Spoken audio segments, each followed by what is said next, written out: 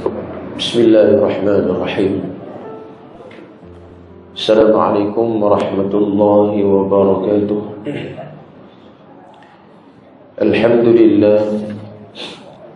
Alhamdulillahi rabbil alamin.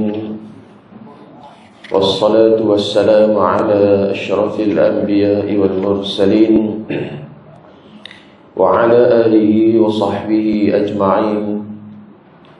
Qala rabbi shrah li sadri wa yassir li amri wahlul 'uqdatam min lisani yafqahu qawli. Faqala Allah ta'ala fi kitabihil 'aziz. A'udzu billahi minasy syaithanir rajim. Yarfa'illahu alladhina amanu minkum walladhina utul 'ilma darajat. Shadaqallahul 'azim. Muslimin muslimat yang dirahmati oleh Allah, pada malam ini kita sambung perbincangan kitab kita, iaitu kitab mengenali 6 imam hadis. Jadi insya-Allah pada malam ini kita sambung pada muka surat yang ke-6. Jadi apa cerita kita pada malam ini tuan-tuan? Pada muka surat yang ke-6 ini, iaitu kita masih lagi menceritakan tentang generasi para sahabat, yang mana mereka di antara mereka ada yang menjadi tokoh-tokoh ilmuwan di kalangan para sahabat yang menjadi rujukan dalam ilmu hadis. Sebab sahabat Nabi ni dia ada banyak, dia punya kepakaran dia tak sama tuan-tuan. Khalid ibn Al-Walid, bila dia telah memeluk Islam, terus Nabi hantar dia jadi panglima perang. Anas ibn Malik, sahabat Nabi yang alim. Abdullah ibn Abbas, sahabat yang alim. Dan setiap sahabat Nabi ni dia ada kelebihan-kelebihan tertentu yang mereka saling lengkap melengkapi antara satu sama lain. Antara sahabat Nabi yang kita nak belajar ni ialah Sayyidatina Aisyah radhiyallahu anha. Walaupun Aisyah ni di antara ummahatul mukminin, isteri-isteri Nabi SAW, dan dia juga merupakan sahabat. Ya, yang mana maksud sahabat itu, kata Ibn Hajar Al-Asqalani, man laqiyan Nabi, sesiapa yang sempat bertemu dengan Nabi SAW. Walaupun seketika dalam keadaan beriman, dan dia wafat pun dalam keadaan Islam, dia sahabat. Ya, walaupun sah dia, kalau tak jumpa langsung tapi mereka beriman, itu bukan nama sahabat. Seperti mana berlaku kepada pemerintahan Habsyah, iaitu Raja Najasyi. Beliau disebut sebagai tabi'in. Dia bukan sahabat, dia tabi'in. Walaupun dia sempat hidup zaman Nabi, tapi dia tak sempat bertemu dengan Nabi SAW. Itu dulu nak kena faham. Baik, Aisyah radhiyallahu anha, beliau merupakan, kita kata, sahabat Nabi yang kedua yang paling banyak riwayatkan hadis Nabi. Dan beliau isteri ketiga Nabi SAW, dan juga ibu kepada orang-orang beriman. Ada orang tanya, Nabi ni lelaki, jadi kami hak orang perempuan ni nak ikut siapa? Ada orang tanya, kami hak lelaki perempuan ni nak ikut siapa? Para ulama mengatakan bahawa perlu melihat kepada ummahatul mukminin, isteri-isteri Nabi. Sebab apa hak Nabi buat, Nabi tengok dalam rumah, ya, ketika Nabi bersama. Jadi para sahabat ini ialah cerminan kepada ummahatul mukminin, ibu-ibu kepada orang-orang mukminin ataupun mukminat. Orang-orang wanita, dan nak tengok contoh dia, tengok isteri Nabi SAW. Begitu. Baik, Sayyidatina Aisyah radhiyallahu anha adalah antara wanita yang amat berpengetahuan pada masa itu. Jadi orang perempuan pun dia tak ada alasan. Kata kami orang perempuan duduk belakang ya. Orang perempuan boleh jadi hebat berbanding dengan lelaki kalau dia populun, kalau diberikan ruang. Sebab tu Abu Hasan Ali An-Nadawi, ya, apabila dia membahaskan tentang, dia membedakan di antara kefahaman tentang kedudukan wanita, ya, makan al-mar'ah fil Islam. Ini apa dia kita kata ucapan dia waktu dia terlibat dalam satu konferens peringkat antarabangsa. Abu Hasan Ali An-Nadwi, dia kupas satu tajuk kedudukan wanita dalam Islam. Dia habaqlah. Waktu Islam sampai, minta maaf, sewaktu jahiliah, orang pandang macam mana dekat orang perempuan ni? Dia kata tak ada nilai. Ini bukan saya kata, tuan-tuan belajar sirah, tuan-tuan tahu maklumat ni. Ya, orang perempuan sebelum Islam datang, waktu jahiliah, perempuan ni tak ada nilai. Sebagai riwayat mengatakan bahawa mereka membunuh orang-orang, kanak-kanak wanita. Sebab bagi jawatan pun tak ada, nak bagi keluar dari menega pun tak ada, nak bagi tanggungjawab pun tak boleh. Jadi seolah-olah menurut kefahaman Arab jahiliah, bila dapat anak wanita, kita malang. Itu bagi kefahaman orang-orang jahiliah. Tapi bila Islam datang, Islam mengangkat martabat wanita. Sehingga kerana Aisyah radhiyallahu anha ni, di antara sahabat Nabi menjadi rujukan di kalangan para sahabat. Itu nak kena bagi faham baik. Jadi jangan rasa bahawa orang perempuan ni tak ada peluang nak berjaya, tak boleh nak jadi kehadapan dan sebagainya. Dah, orang Islam mengangkat martabat wanita. Ya, mengangkat martabat wanita. Begitu. Kemudian kita tengok lagi, beliau mendapat manfaat dari dekatnya beliau dengan Nabi SAW. Sebab tu Aisyah ni bila dia duduk banyak dengan Nabi, dia dapat ilmu banyak. Kita pun macam tu tuan-tuan. Bila kita berdamping banyak dengan orang alim, dengan orang yang ada ilmu, ya, walaupun kita tak sama macam dia, tapi bila kita berkawan dengan kumpulan-kumpulan ni, dia akan main tempeh tuan-tuan. Tak banyak pun sikit.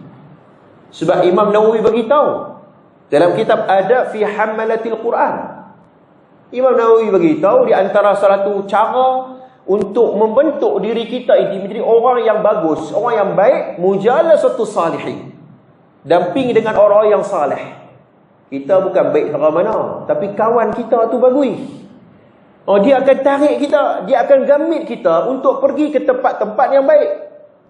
Mujalasatu salihin. Al-Imam Syafi'i, imam mazhab kita, beliau mengatakan bahawa mujalasatul ulama, duduk dalam majlis ulama tu bagi banyak sikit. Dalam arti kata yang lain, kena menghadiri majlis-majlis ilmu. Tak ada dalam pitah lah. Itu.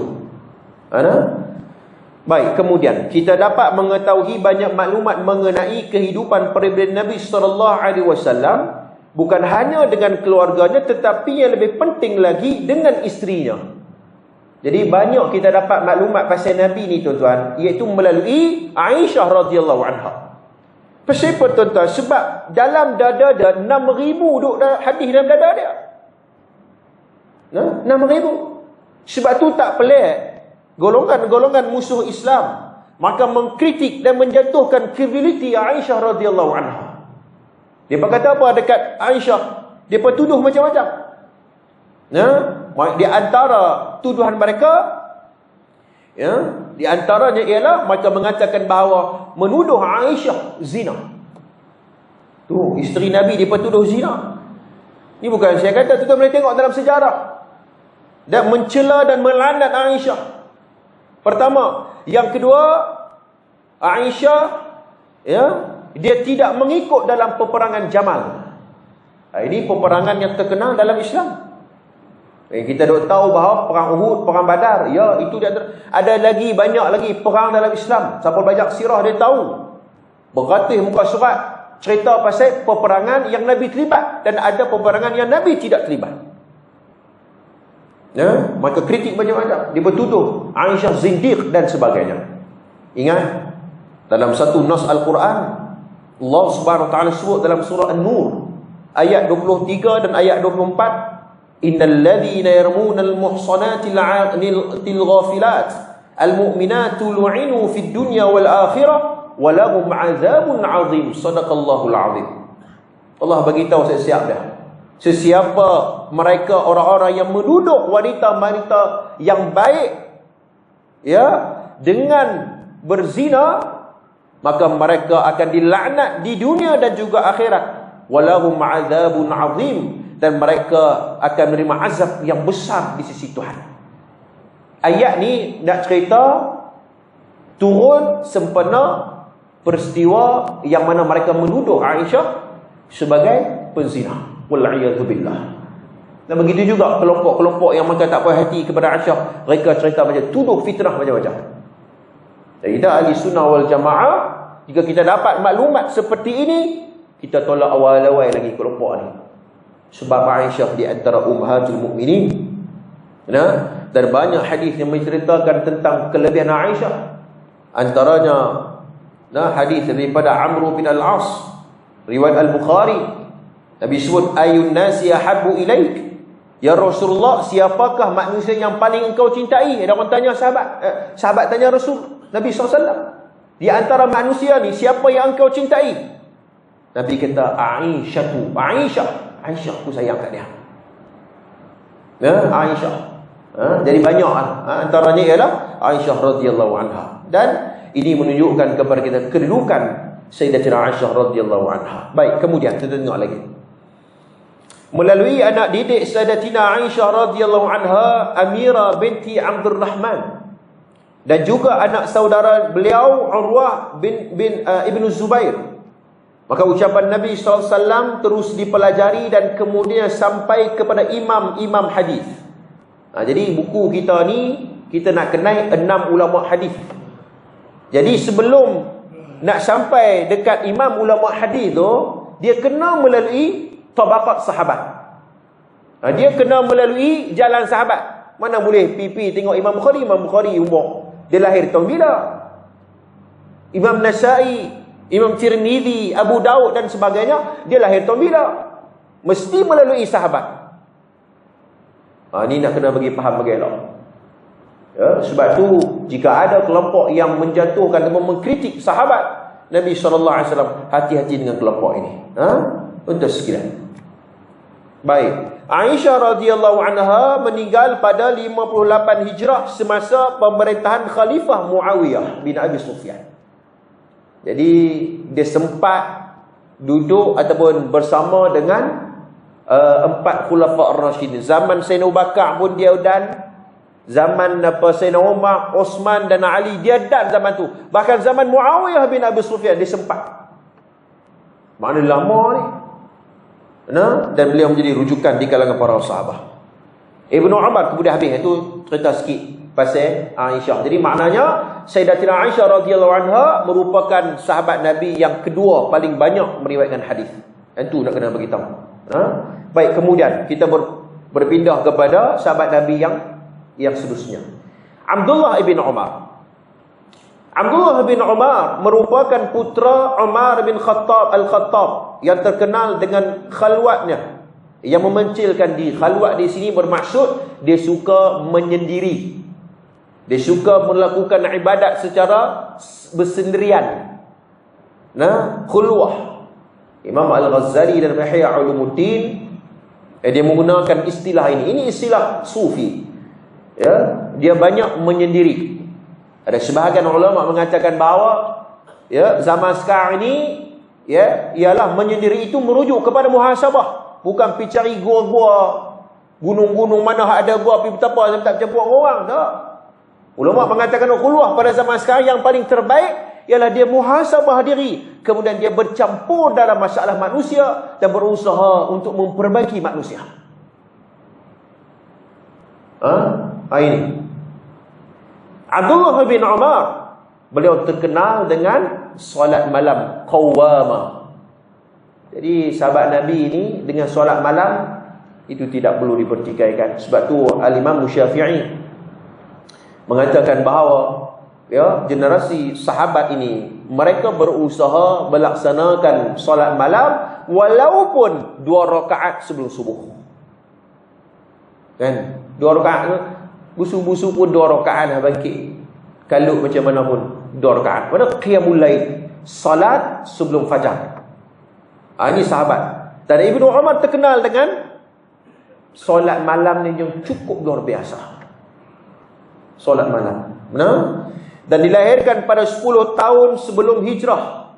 10 tahun sebelum hijrah. Maknanya Ibnu Umar ni kecil lah, budak kecil. Budak kecil, anak kepada Sayyidina Umar. Anak kepada Sayyidina Umar. Disebut sebagai Ibnu Umar. Dan beliau bermula dengan mengambil bahagian dalam pertempuran Uhud. Dan hanya menumpukan perhatian pada ilmu dan hadis di kemudian harinya. Jadi sejarah merekodkan kepada kita bahawa Abdullah ibn Umar ni dia terlibat dalam satu peperangan Uhud. Dia terlibat dalam perang Uhud. Sebab tu kita kata alim ulama dengan perjuangan ini tidak dapat dipisahkan. Tidak, tuan-tuan. Alim ulama dia ada ilmu dan tanggungjawab dia kepada ilmu, iaitu memperbetulkan perkara-perkara yang salah, dan dia kena perbetulkan benda-benda yang kita kata yang jauh daripada kaedah-kaedah ilmu. Ini peranan para ulama. Khana al-ulama warasatul anbiya, ulama pewaris para anbiya. Jadi Abdullah bin Umar dia orang alim di kalangan para sahabat. Dalam masa yang sama dia terlibat dalam peperangan Uhud. Jadi ini yang kata ulama yang rabbani, yang dia bukan hanya duduk di kursi-kursi empuk sahaja, duduk dalam bilik ekon dan mendapat gelaran-gelaran ilmiah dan gelaran-gelaran akademik sahaja, tetapi masyarakat tidak merasai ilmu yang dia ada. Sebab tu saya tanya satu buku yang ditulis oleh Profesor Dr. Husin Al-Atas, Intelektual Membangun. Dalam buku dia disebut bagaimana seorang intelektual yang sebenar ni ialah dengan ilmu yang dia ada, ketinggian ilmu yang dia ada itu, masyarakat boleh cerah. Kita kata menjadi pencerah kepada masyarakat. Jika ada kesulitan dari sudut ilmu, golongan-golongan ilmuwan inilah yang menjadi pencerah kepada masyarakat. Itulah peranan golongan intelektual ataupun golongan ulama yang sebenar. Bercakap. Jadi ulama dia kena bercakap. Dia kena tegur. Walaupun kadang-kadang kita kata ada resiko-resiko yang dia perlu hadapi. Jadi ulama dia bercakap. Boleh tengok saja sejarah Al-Imam Bukhari, Al-Imam Nawawi, Imam Ahmad ibn Hanbal, dan tokoh yang dekat dengan kita ini Profesor Dr. Hamka. Hamka di penjara dan dimulih tafsir. Ini di antara ulama-ulama yang kita kata yang terlibat dengan perjuangan ini. Baik, kemudian kesungguhan beliau bersama dengan Nabi SAW, hadis yang terdapat di dalam dadanya hampir 2630 hadis. Jadi banyak tak tuan-tuan? Banyaklah. Satu hadis pun boleh jadi satu syariat. Apatah lagi 2630 hadis duduk dalam dada dia. Banyak syariat yang tercetus daripada nas yang diriwayatkan daripada Nabi SAW. Tuan, dalam bab ibadat ni, kaedah fiqhiyah menyebut al-aslu fil ibadah tawaqquf. Yang bermaksud asal-asal bagi ibadat ni tawakuf dulu. Tak boleh pandai-pandai, kena ada nas dulu. Adapun al-aslu fil asya' ibahah. Asal bagi sesuatu perkara ialah harus. Contoh kita nak pergi beli motor. Motor hak lama rosak, kita pergi kedai motor, berkenan dengan motor ni baru elok, enjin pun kemah. Kan? Ada tak dalil yang mengatakan bahawa dia boleh beli motor sekian-sekian, tak boleh beli motor sekian-sekian? Tak ada. Ikut suka dia. Duit dia, ikut kemampuan dia lah. Ikutlah keselesaan dia, dan dia memikirkan ini sesuai untuk aku, ada belilah. Kullu asya ibahah. Harus diluah. Begitu juga kita nak pakai baju upah ini, aku nak pakai baju biru, pakai baju biru. Ibahah, harus. Itu harus. Nak beli sekian-sekian sebagainya, itu harus. Adapun dalam bab ibadat, khususnya khususiat dalam bab ibadat, sesuatu syariat, dia mesti datangkan dalil dulu. Ini bukan saya kata ulama usul fiqh sebut. Sebab tu dalam bab ibadat dia tak boleh pandai-pandai. Mesti kena ada nas daripada Al-Quran dan hadis Nabi SAW. Baik, kemudian beliau terkenal dengan sifat politiknya yang berkecuali ketika mana ada perselisihan politik di sana sini. Jadi sikap Abdullah bin Umar ni tuan-tuan, dia tak mau terlibat dalam politik, polemik-polemik, pergaduhan. Tuan-tuan, sahabat Nabi ada tak bergaduh? Ada. Khususnya dalam peperangan Jamal. Bergaduh di antara kem Sayyidina Ali dengan kem Muawiyah bin Abi Sufyan. Betul tak tuan-tuan? Ini sejarah ni. Boleh tengok dalam kitab-kitab tarikh. Tarikh At-Tabari, Bidayah wan Nihayah karangan Al-Imam Ibn Kathir.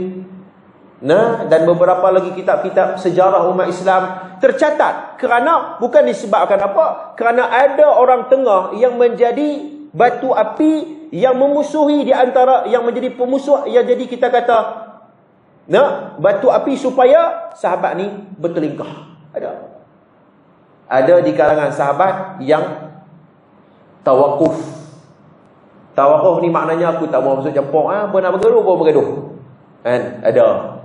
Termasuklah Abdullah ibn Umar. Dia fokus tentang ilmu. Dia tak mau hamba bergaduh, aku tak mau. Kan? Ada orang macam tu. Kita pun macam tu juga. Ada hak jenis dia semangat. Dia semangat ni macam ni tuan-tuan. Dia bergaduh ni tu tahu tak kira. Kan? Warna tu tahu tak kira. Warna politik tu macam-macam lagi. Macam-macam kita dah bergaduh. Dalam bab firqah Islam pun ada. Dalam bab politik pun ada. Dalam bab ekonomi pun ada. Dalam bab ijtihad pun ada. Bergaduh adalah hal-hal furuk sebagai contohnya. Tak ada di kalangan umat Islam ni. Dia tak mau terlibat. Kita buang masa. Serabut perut tengok hari. Kan? Dia pun tawakuf ni lepas diri. Tak apalah apa nak ni, aku tak mau terlibat. Aku nak buat medali. Contohnya macam tu. Abdullah bin Umar begitu sikap dia. Sebab tu ada orang yang tawakuf dalam terlibat, tak mau terlibat dalam polemik. Itu ijtihad. Itu pendekatan dia. Sebab mungkin dia tak mau lagi berlaku pergeseran yang panjang dan sebagainya. Itu ijtihad dia. Hujahannya apa? Ni Abdullah bin Umar. Ini menunjukkan sikap begitu. Dia tak duduk di belah-belah pihak. Sebab dua-dua ni sahabat ni. Dua-dua kem ni sahabat. Ini saya ada tulis satu buku bersama dengan Profesor Mahmud Tumi berkaitan dengan penjelasan tentang perselisihan sahabat ni, terutamanya di antara kem Sayyidina Ali dengan kem Muawiyah bin Abu Sufyan. Puak Syiah tu kau tak mau dengan Muawiyah. Dia tak mau Muawiyah. Dia nak kem Sayyidina Ali dan mengangkat Sayyidina Ali melebihi had dia sampai menuduh Muawiyah sebagai kafir dan sebagainya. Jadi orang Islam ni dia mu'tadil, dia tengah-tengah. Dia tidak terlalu ekstrim dan sebagainya. Ni ada perbahasan. Tak apa. Baik, kemudian beliau meninggal dunia pada tahun 74 Hijrah semasa pemerintahan Abdul Malik ibn Marwan daripada pemerintahan Bani Umayyah. Baik, kemudian habis. Abdullah ibn Abbas dilahirkan 3 tahun sebelum hijrah. Ini cerita Abdullah bin Abbas. Dan ketika Nabi SAW wafat, beliau baru berusia sekitar 13 tahun. Abdullah bin Abbas ni 13 tahun. Semasa muda, kecerdasannya telah diperhatikan oleh Nabi SAW. Kelebihan Abdullah bin Abbas ni, Nabi perhati dia ni bukan budak biasa ni. Dia ni kalau atok bagi elok ni boleh jadi hebat ni. Baru ni viral satu berita, budak berapa lepas SPM umur berapa masuk Universiti Malaya. Kan? Budak cerdik Universiti Malaya. Ada orang petikan apalah ni budak ni dia tak biasa lagi apa, bagilah dia masuk diploma ke apa dulu apa semua. Kita kata ada dalam ruang-ruang yang berbentuk special dan istimewa seperti itu, patut kita kena meraihkan. Sebab tahap kita ni tak sama tuan-tuan. Macam hak dengar ceramah saya ni, terus saya tanya balik lepas habis ceramah, "Puan, apa ini?" Kan? Ada orang yang dah ada ilmu basic dah. Dia tahu dah apa yang Ustaz Ihsan sebut tadi ni. Oh, aku tahu dah maklumat ni. Oh, rupanya ada maklumat tambahan. Jadi bercambah. Ada orang dia mungkin kali pertama dia dengar maklumat pada malam ni. Jadi setiap orang ni tahap dia berbeza. Dia tak sama. Ada orang dapat 100%, ada orang dapat 95, ada dapat 50, ada tak dapat apa. 5 minit dengar ceramah, lepas tu tidur. Ataupun jasad duduk tang ni, fikiran aku nak pergi beli apa lagi ni. Kan? Dia jasad dia duduk dalam masjid, duduk dalam kuliah ilmu, tapi fikiran dia merayau kata. Kan? Ada juga begitu. Jadi dia tahap tu tak sama. Baik, tuan-tuan sekalian, Abdullah ibn Abbas dia kecil tuan-tuan, tapi Nabi tahu dia ni budak ni, kalau aku atak dia, kalau aku didik dia dengan baik, Dia ni jadi ulama ni. Jadi ulama dia. Maka Nabi SAW pernah membuat ataupun melakukan satu doa kepada Abdullah ibn Abbas. Allahumma fiqhu fid din wa 'allimhu ta'wil. Itu doa yang sabit daripada Nas. Ya. Yang sabit daripada hadis Nabi SAW. Ya Allah, kau berikan kepada dia kefakihan agama dan berikan kepada kebijaksanaan dalam mentakwil ilmu.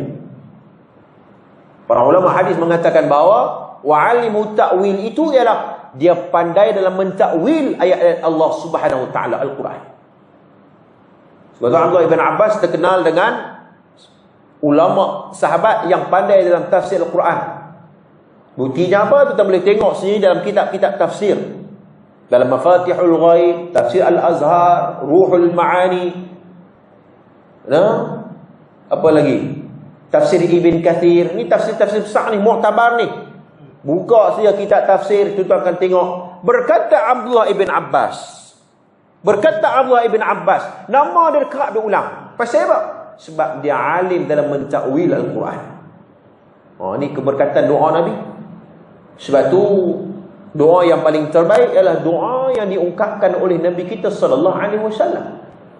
Tidak tuan-tuan. Zikir yang paling terbaik, zikir yang diungkapkan daripada Nabi sallallahu alaihi wasallam. Dia disebut dalam hadis-hadis dia. Dan antara kitab yang menghimpunkan zikir-zikir Nabi SAW ialah kitab Al-Azkar, karangan Al-Imam Nawawi rahmatullah alaih. Kena ada kitab tu kat rumah kita, kena ada.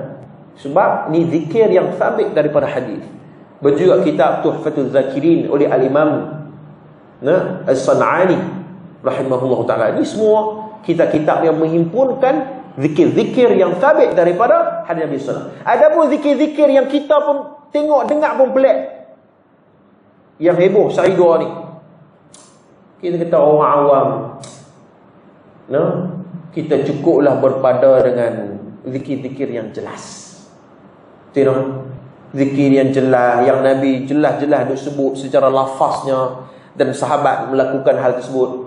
Kita pakai had tu pun jadilah. Had tu pun tak larat nak amal dah. Had tu pun tak, maksurah pun kadang-kadang duk qada. Tu maksurah tu. Kita qada tu lupa baca maksurah petang tadi. Oh, ganti had kemarin. Kan? Buat double, qada balik. Had tu kata zikir tu maksur tu. Kan? Had tu pun banyak jelas dah. Kita pakai had jelas dah tuan-tuan. Baik, kemudian tuan-tuan tengok lagi. Abdullah ibn Abbas. Beliau juga berpendirian berkecuali dan meninggal pada tahun 69 Hijrah di daerah Taif. Jadi Abdullah ibn Abbas ni pun dia tak mau juga terlibat dalam polemik ni. Sebab tu tuan-tuan sekalian, saya bila duk tengok di medsos arus perdana, di internet, di Facebook, duk bergaduh, ketat gaduh. Sabut ni, ilmuwan bergaduh kan? Kita dari sudut memberi pencerahan ilmu, bagi saya okey. Kan, bila ada satu polemik isu yang memerlukan pencerahan, ilmuwan menjawab dengan ilmiah, saya kata tak ada masalah, itu percemahan ilmu. Tetapi yang jadi kegusaran dalam dada kita, yang jadi sesak ni tuan-tuan, sebab bila dia menjawab, dia pelik, dia menjatuhkan, dia menghina. Yang tu hak jadi sesak ni. Betul tak tuan-tuan? Dari sudut pencerahan ilmu, saya rasa tak ada masalah. Itu baik dari sudut perkembangan ilmu. Al-Imam Darul Qutni, kita boleh tengok tulisan-tulisan dia. Dia banyak bertanya soalan kepada Al-Imam Bukhari. Sehingga kan para ulama muhaddithin himpun satu kitab khas, Soalat Darul Qutni lil Bukhari. Soalan-soalan yang ditanya oleh Imam Darul Qutni kepada Imam Bukhari. Dia tanya jawab. Begitu Imam Tirmizi banyak tanya soalan kepada Imam Bukhari, banyak. Jadi maknanya kita kata pencerahan maklumat ilmu itu tak ada masalah. Yang penting bercakap di atas disiplin ilmu. Tapi jangan sampai perli, menjatuhkan maruah, memfitnah. Itu tak ada. Itu tak ada tempat dalam Islam.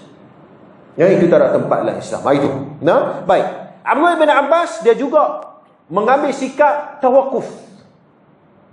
Sahabat tu ada sikit pergeseran, dia mengasingkan diri. Aku tak mau lah, apa nak terlibat, apa nak ni, bergaduh lah, aku tak mau. Kan? Sehingga kan dia wafat di Taif. Ada satu cerita pasal Abdullah bin Abbas ni. Abdullah bin Abbas ni tuan-tuan, dia wafat di Taif. Taif ni lebih kurang 100 km lebih daripada Mekah. Siapa bisa pergi Mekah dia tahu kan, boleh musafir. Dalam mazhab Syafi'i kena tawaf wada', betul tak tuan? Tawaf wada', nak pergi Taif, musafir keluar daripada Mekah tu. Kena tawaf dalam mazhab Syafi'i. Tuan sekalian, kalau dia pergi kalau dia tak tawaf wada', ni lembah umrah sikitlah. Kalau dia tak tawaf wada', dia pergi ke Taif, kemudian tiba-tiba dia pergi nak buat umrah, dia kena dam. Mazhab Syafi'i. Itu mazhab Syafi'i. Jadi maknanya saya nak bagi tahu bahawa Taif dengan Mekah tu 100 km lebih. Boleh musafir, jauh perjalanan dia. Abdullah bin Abbas ada isu sikit. Isu apa tuan-tuan? Iaitu ketika mana fatwa berkaitan dengan perkahwinan mut'ah. Bisa dengar tak tuan-tuan? Perkahwinan mut'ah, perkahwinan kontrak. Saya ada abang universiti yang saya mengaji ni, Universiti Mu'tah Jordan. Dua hafal ulang kali saya mengaji di Mu'tah. Orang yang memperkenalkan biografi saya tu Universiti Mu'tah. Dia dua hafal Universiti Mu'tah. Kata aku bukan mengaji kat Universiti Syiah. Mu'tah tu peperangan Mu'tah. Mut'ah tu perkahwinan kontrak yang dilakukan oleh Syiah. Bagi ada beza tu. Baik, tak apa dia sebut ni. Baik. Ada satu isu berlaku kepada Abdullah bin Abbas ni. Ya. Kalau kita tengok sejarah pensyariatan perkahwinan mut'ah, tuan-tuan, pada awalnya ada ataupun tidak perkahwinan mut'ah? Ada ataupun tidak ni? Geleng budak, anggur budak ni. Ada. Oh tu dia Ustaz Izan bayar aku pernah belah dah. Sabar dulu, jangan pergi balik. Jangan balik rumah lagi. Tengok pergi pabih tu. Memang ada sabit daripada hadis riwayat Imam Muslim. Hadis tu sahih. Nabi mengizinkan sahabat melakukan perlakuan mut'ah dan ada dia punya dawabit dia lah. Dawabit di mana ada syarat-syarat dia lah. Tetapi telah dimansuhkan hadis tersebut. Mansuh maknanya Nabi dah buang dah, syariat tu dah tak ada dah. Telah dimansuhkan. Ya, pensyariatan perkahwinan mut'ah. Ya, dan diperakui oleh para sahabat, termasuklah Abu Bakar, Uthman dan sebagainya, mengatakan bahawa Nabi dah tak bagi dah kita perkahwinan mut'ah dalam Islam. Tak bagi dah. Syiah tuan-tuan, itu kata cerdik tu Syiah. Syiah bukan tak ada dalil, dia ada dalil. Dia kata ada, Nabi bagi bah. Tengok hadis riwayat Imam Muslim. Tak mengaji nasikh wal mansukh. Ya, dalil yang telah dimansuhkan oleh Nabi SAW. Nabi dah tak bagi dah. Dan itu sabit daripada nas. Syiah kata dah. Tak ada masuk, tak ada masuk. Nabi kata ada. Lepas tu lah ni, maka berpegang. Perkahwinan mutrah tu masih ada. Sahabat Nabi semua kata tak ada dah. Kecuali Abdullah ibn Abbas. Itu kata ada isu kat dia sikit. Sebab dia duduk jauh di Taif. Dia masih lagi pada waktu itu berpegang dengan fatwa mengatakan bahawa perkahwinan mut'ah masih ada. Sehingga kan Sayyidina Abu Bakar pada waktu dia beritahu kepada Abdullah bin Abbas, kalau engkau masih berpegang dengan fatwa mut'ah ini, kau jawablah sendiri di hadapan Tuhan. Abu Bakar kan? Tapi last sekali dia tarik balik fatwa dia. Tarik balik. Dia tarik balik. Dia kata perkahwinan mut'ah sudah tidak ada dalam Islam. Perkahwinan mut'ah kontrak itu tidak ada dalam Islam. Jadi tuan-tuan sekalian, ini yang kata ahli ilmu yang amanah dengan ilmu. Dalam istilah disebut sebagai taraju'at. Tuan-tuan, maknanya seorang alim, tok guru besar tuan-tuan, bila dia tersilap dalam mengungkapkan ataupun menukil satu perkara, dia tak rasa berat untuk taraju'atul fatwa ataupun dia tarik balik pendapat dia. Dia kata aku silap keluar fatwa lagu ni. Ini fatwa yang betul. Itu benda biasa di kalangan ahli ilmu. Ya, kita hak tak ada ilmu ni pun, hak tak ada ilmu ni lebih-lebih. Bila orang tanya sikit dan kita silap buat jawapan, kita ada betul bah. Dia duk kira kerah dia. Dia salah tu salah lah. Qul hatu burhanakum in kuntum shadiqin. Pernah habaq kat kita. Ini Islam ni berdiri di atas ilmu. Bila salah, kita tarik balik. Itu benda biasa. Taraju'at Al-Qardawi pun ada taraju'at dia. Ulama-ulama lain pun Imam Syafi'i pun ada taraju'at dia. Fatwa di Mesir tidak sama fatwanya di Iraq. Kan? Ada fatwa jadid, ada fatwa qadim. Betul tak tuan-tuan? Imam Syafi'i kita ada fatwa jadid dan ada fatwa qadim. Itu disebut sebagai taraju'at. Imam Syafi'i dia tarik balik fatwa dia. Sebab ada masalah-masalah yang kalau keluar fatwa ni tak sesuai dengan tempat ni. Itu begitu. Sebab ulama yang rabbani maka amanah dengan ilmu. Tak tahu abang tak tahu kan? Tahu dia akan bagi tahu. Dia melakukan pencerahan dan sebagainya. Itu ulama yang amanah dengan ilmu dia. Tu. Baik, kemudian dia cerita pasal Abdullah bin Abbas. Kemudian selebihnya 3 sahabat yang mempunyai banyak hadis yang diriwayatkan di bawah, mereka adalah merupakan antara generasi Ansar. Iaitu Anas bin Malik. Anas bin Malik ini sahabat Nabi. Jadi ramai ni sahabat Nabi yang kita kenal ni yang menjadi sahabat Nabi yang banyak diriwayatkan hadis. Anas bin Malik antaranya. Beliau tinggal bersama Nabi hampir 10 tahun. Beliau melayani dan mempelajari daripada Nabi SAW secara langsung dan diberikan doa untuk umur yang panjang, dan dikurniakan banyaknya anak serta tetap berada dalam kebenaran. Anas bin Malik ni tuan-tuan, dia ada cerita juga.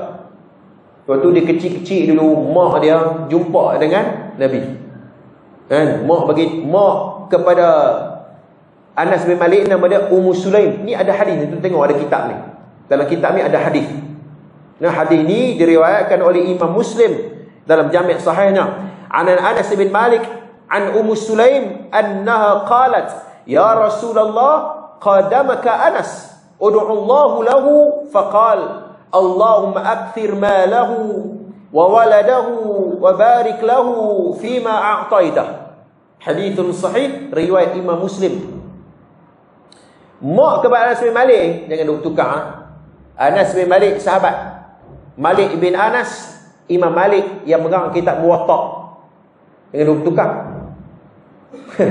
Itu saya cerita pasal sirah Abu Lahab. Kita duk cerita pasal Abu Lahab, dia duk faham Abu Jahal.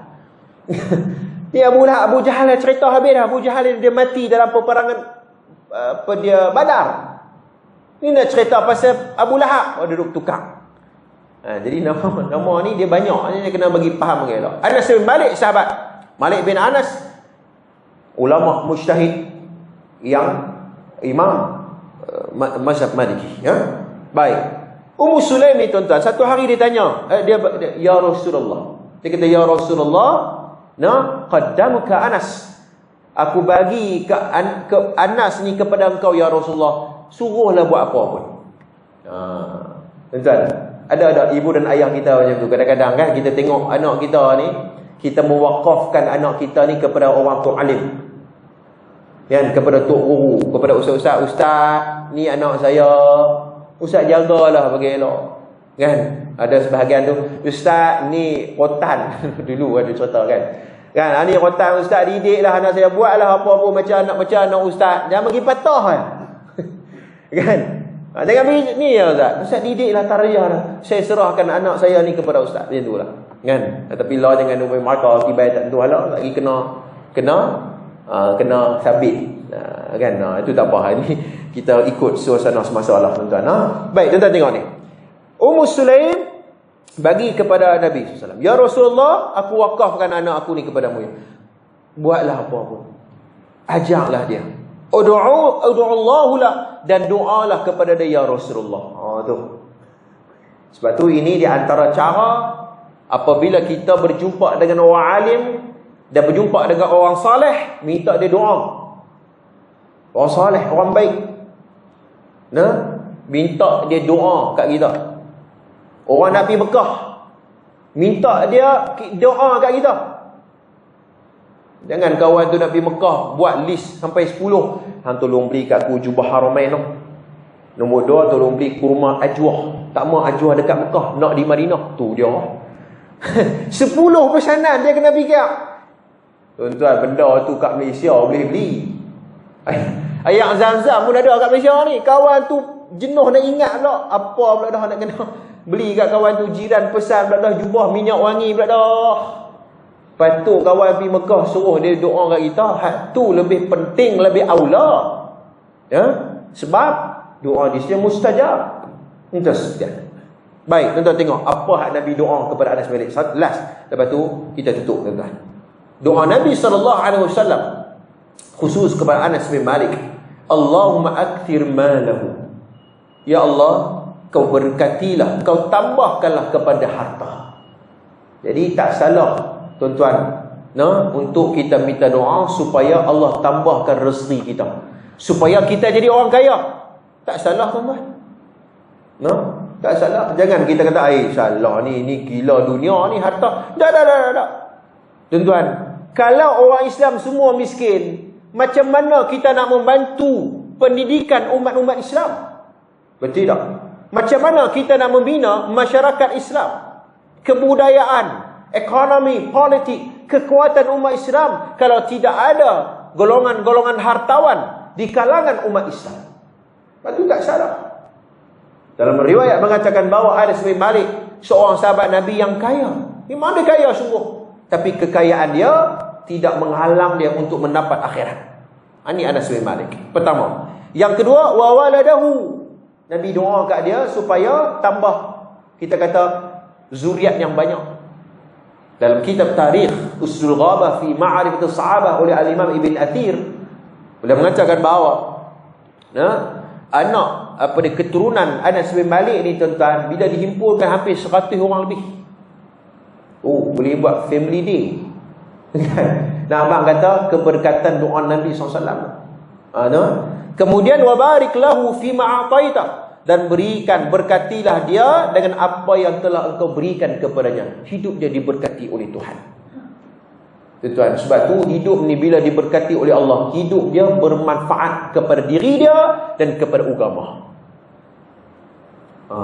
Imam Nawawi umur 45 je.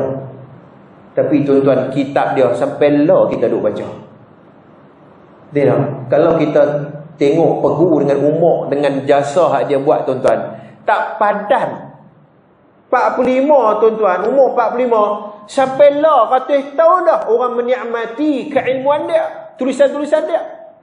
Tak ada dah jalan pintas yang kita boleh sebut ini ialah soal keberkatan yang Allah berikan kepada kehidupan Al-Imam Nawawi rahimahullahu ta'ala. Begitu juga kita, tuan-tuan. Umur 30-an, 40-an, 50 kan, masuk 2015 lah, kepala 6 dah umur kepala 6 dah, umur kepala 4 dah, 40-an dah.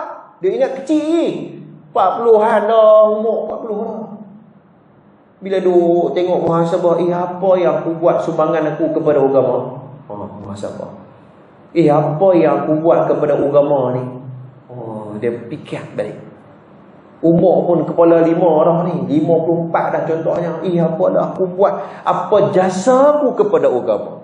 Jasa aku kepada masyarakat? Yang tu nak kena tengok, supaya Allah SWT memberikan keberkatan dalam kehidupan kita sebelum kita bertemu dengan Allah Subhanahu wa ta'ala. Tuan-tuan sekalian, takat tu dulu perkongsian kitab kita pada malam ini. InsyaAllah pada pertemuan akan datang kita akan bahas lagi. Ada 2-3 orang sahabat Nabi lagi yang riwayatkan hadis. Kemudian barulah kita masuk bab yang pertama, iaitu biografi kehidupan Al-Imam Bukhari rahimahullahu ta'ala. Baru masuk cerita pasal Imam Bukhari kan. Tak apalah, tuan-tuan, kita bukan masuk maisah pun kan. Yang penting kita mengambil pengajaran daripada tulisan daripada buku ini. Qul qawli hadza astaghfirullahal azim li wa lakum. Assalamualaikum warahmatullahi taala wabarakatuh. A'udzu billahi minasyaitonir rajim. Bismillahirrahmanirrahim. Alhamdulillahirabbil alamin, wassalatu wassalamu ala asyrafil anbiya'i wal mursalin wa ala alihi wa sahbihi ajma'in. Allahumma inna nas'aluka 'ilman nafi'an ورزقا طيبا وعملا متقبلا. صلى الله على محمد وعلى آله وصحبه أجمعين والحمد لله رب العالمين.